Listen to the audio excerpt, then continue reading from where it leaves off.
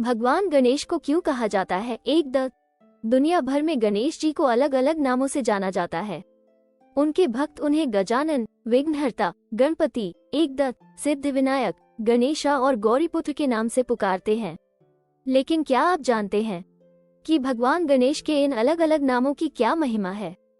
कि इस special story में जानिए भगवान गणेश को एकदत्त क्यों कहा जाता है। आइए जानते हैं। ब्रह्मवैवर्त पुराण में बताया गया है कि एक बार भगवान परशुराम अपनी इष्ट भगवान शंकर से मिलने कैलाश पहुँचे। उस समय भगवान शंकर देवी पार्वती के साथ गुफा में थे। वो देवी पार्वती को श्री राम की कथा सुना रहे थे। कथा में कोई विलंब ना हो इसलिए उन्होंने भगवान गणेश को यह आज्ञा दी कि किसी को भी गुफा के भीतर न आने दें। साथ ही उन्हें अपना त्रिशूल भी दिया। जब भगवान परशुराम कैलाश पहुंचे तो उन्होंने देखा कि भगवान शंकर पूरे कैलाश पर कहीं नजर नहीं आ रहे हैं।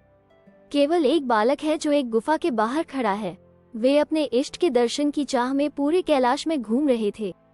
फिर उन्होंने उस गुफा में जाना चाहा, जिसमें भगवान शंकर देवी पार्वती को श्री राम की कथा सुना रहे थे।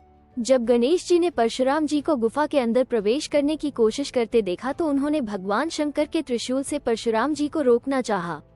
भगवान परशुराम गणेश जी पर क्रोधित हो गए। उन्होंने गणेश जी से उनका रास्ता रोकने के लिए मना किया, अन्यथा युद्ध करने की चेतावनी दी। गणेश जी पीछे नहीं हटे और परशुराम जी के साथ युद्ध करने लगे।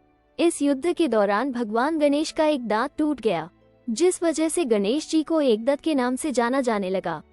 बाद में भगवान शंकर और देवी पार्वती ने परशुराम जी को बताया कि है उन्हीं के पुत्र श्री गणेश है।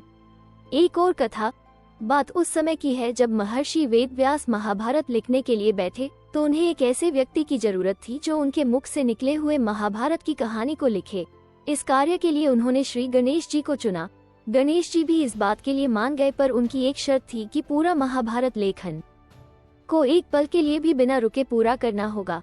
गणेश जी ने कहा कि अगर आप रुकेंगे तो मैं भी लिखना बंद कर दूंगा। अब महर्षि ने एक शर्त और रखी कि गणेश जी जो भी लिखेंगे वो उसे समझकर ही लिखेंगे। गणेश जी भी शर्त मान गए। अब दोनों ने काम शुरू किया और महाभारत के लेखन का काम प्रारंभ हुआ।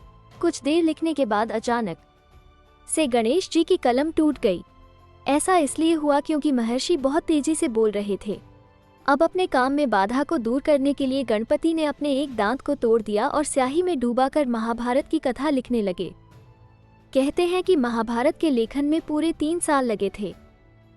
Thank you for watching this video.